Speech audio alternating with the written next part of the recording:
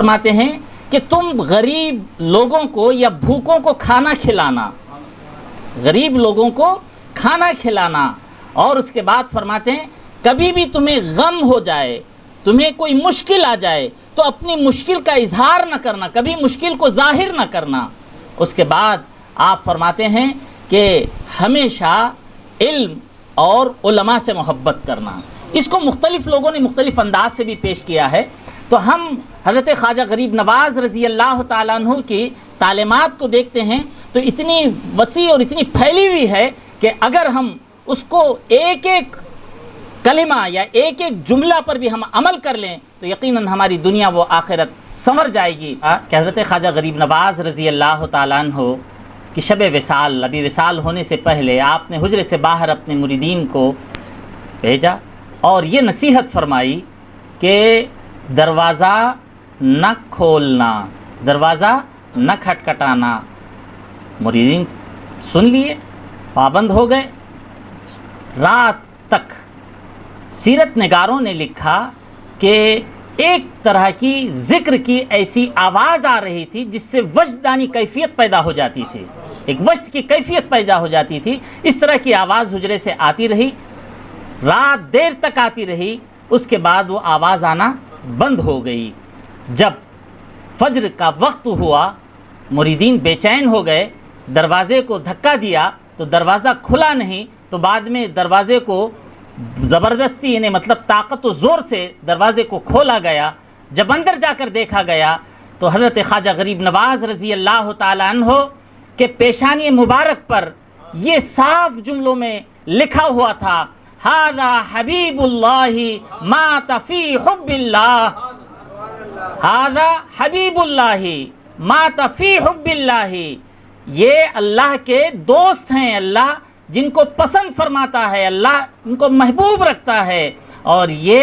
اللہ کی محبت میں اللہ کے پاس حاضر ہو گئے ہیں۔ تو حضرت خواجہ غریب نواز رضی اللہ تعالیٰ عنہ ہماری آنکھوں سے پردہ فرمائے، چونکہ یہ ہمارا عقیدہ ہے کہ اللہ جل مجدہ الکریم کے جو تقوی شعار بزرگان دین ہیں وہ حیات برزخی کے ساتھ اپنی مزارات میں حیات سے ہیں۔ حضرت خواجہ غریب نواز رضی اللہ تعالیٰ عنہ کے تعلق سے جب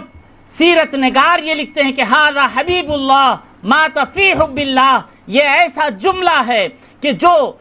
غیر جو لوگ ہیں، کئی لوگوں نے تو حضرت خواجہ غریب نواز رضی اللہ تعالیٰ عنہ کی یہ سوانح اور آخری یہ جملے کو دیکھ کر کے، یوں تو آپ نے سنا کہ حضرت خواجہ غریب نواز رضی اللہ تعالیٰ عنہ دلی سے اجمیر تک پہنچتے ہوئے یا آپ جو سفر فرما رہے تھے اس سفر کے دوران ہی نے آپ نے 90 لاکھ لوگوں کو مسلمان کیا تھا، مگر ایک سیرت نگار یہ لکھتا ہے کہ ھذا حبیب اللہ مات فی حب اللہ کو دیکھ کر کئی غیر مسلموں نے اسلام کو قبول کر لیا تھا، کہ ھذا حبیب اللہ مات فی حب اللہ کو دیکھ کر کئی غیر مسلموں نے اسلام کو قبول کر لیا تھا۔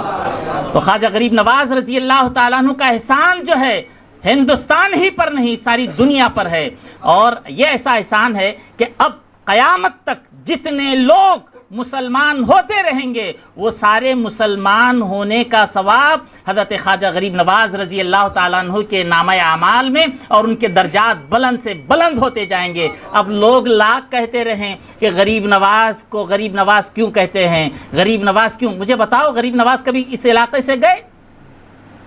اس علاقے میں آئے؟ اس علاقے میں آئے نہیں، اس علاقے سے گزرے نہیں، غریب نواز کا ذکر کیسے پہنچ گیا؟ تو لامحال آپ یہ کہیں گے کہ خواجہ غریب نواز کے ذکر کو اللہ نے بلند کیا، خواجہ غریب نواز رضی اللہ تعالیٰ عنہ کے تذکرے کو خود اللہ جل مجدہ الکریم نے ساری دنیا میں پھیلا دیا۔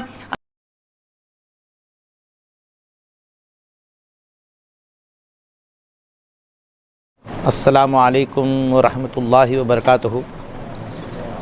آج سرکار غریب نواز کے عرس کے موقع پر ہم لوگ گلشن غریب نواز میں حاضر ہیں، اور الحمدللہ جو ہے یہ 4 سال سے جو ہے یہ دینی تعلیم کی خدمات انجام دے رہا ہے ادارہ۔ الحمدللہ آج ہم نے یہاں بچوں کو قرآن پڑھتے ہوئے سنا، ہمارے دل کو قلب کو سکون پہنچا، روح کو سکون پہنچا۔ ہم یہ جو ہے دعا کرتے ہیں کہ اللہ تعالیٰ ان بچوں کے علم میں عمر میں برکتیں عطا فرمائے، اور جو ادارے کی خدمات ہیں الحمدللہ ہم اس ادارے کی خدمات سے بہت ہی خوش ہیں۔ اب پورے شہر کے اور ہماری آپ کی سب کی ذمہ داری بنتی ہے کہ ہم اس ادارے کا تعاون کریں، اور ہمارے سید صاحب سید شاہ شفیع پاشا صاحب قادری جو ادارے کے سربراہ ہیں، اور ادارے کے جو صدر ہیں سید شاہ رضوان پاشا صاحب قادری، ہم جو ہے ان کو مبارکباد پیش کرتے ہیں کہ بڑی کامیابی کے ساتھ ادارے کو جو ہے کامیابی کی منزلوں کی طرف جو ہے لے جا رہے ہیں۔ یہ ادارہ گلشن غریب نواز اہل سنت کے مسلک کی اشاعت کر رہا ہے، اور یہ اہل سنت کا ادارہ ہے، اور انشاءاللہ اس ادارے سے فروغ سنیت کا وہ کام انشاءاللہ ہوگا۔ سرکار غریب نواز کے تعلیمات کی بھی اشاعت ہوگی، سرکار غوث اعظم رضی اللہ تبارک و تعالیٰ عنہ کے پیغام کی بھی اشاعت ہوگی۔ انشاءاللہ اس ادارے سے کام ہوگا سنیت کا، مگر ضرورت اس بات کی ہے کہ ہم اس ادارے کا تعاون کریں اور اس ادارے کی ہر طرح سے ہم مدد فرمائیں۔ جیسے کہ ہر مدرسے کے مقاصد ہوتے ہیں، اور تمام کے تمام مقاصد جتنے بھی ہوتے ہیں ان کا مقصد یہی ہوتا ہے کہ وہ دین اور دنیا کی تعلیم دیں اور دین و دنیا کے اندر کامیاب ہوں۔ تو ہمارا بھی یہی ارادہ ہے کہ ہم تعلیم کے ذریعے سے اپنے مسلک کی اشاعت کرنا چاہتے ہیں اور اہل سنت والجماعت کا کام کرنا چاہتے ہیں۔ بس آپ تمام لوگوں سے گزارش ہے کہ آپ تمام لوگ ہمارے لیے دعا فرمائیں کہ اللہ تبارک و تعالی ہم سے وہ کام لے جس سے رسول پاک صلی اللہ تعالیٰ علیہ وسلم راضی ہوں اور اللہ تبارک و تعالی راضی ہوں۔ قرآن مجید کی جو تلاوت ہوئی ان کے شاگردوں کی طرف سے، اس کو سن کر میرا دل بہت خوش ہوا کہ قرآن مجید کے خاص کر علم تجوید کے جو نکات ہے اس کا لحاظ و پاس کرتے ہوئے طلباء نے جس انداز و جذبے سے سنایا، اللہ تبارک و تعالیٰ سے دعا ہے کہ ان کے فیضان کو شہر آدونی کے عوام کے لیے عام فرما دے۔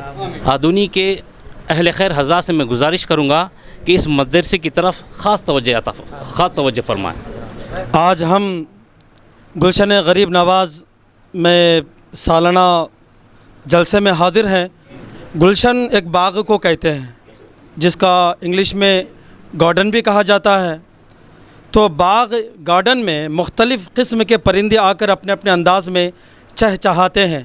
ماشاءاللہ غریب نواز رضی اللہ تعالیٰ عنہ کے اس باغ میں آ کر ہمیں اتنا اچھا لگا کہ اس باغ میں طلباء اپنے اپنے انداز میں پڑھنے لگے۔ اللہ تبارک و تعالیٰ اس ادارے کو دن دگنی چگنی ترقی عطا فرمائے، شاد و آباد رکھے، اور جب طلباء پڑھتے ہیں علم نافع عطا فرمائے، عقل سلیم عطا فرمائے، فہم کامل عطا فرمائے، اور جو پڑھانے والے اساتذہ ہیں مولا انہیں دارین سعادتین سے مالا مال عطا فرمائے۔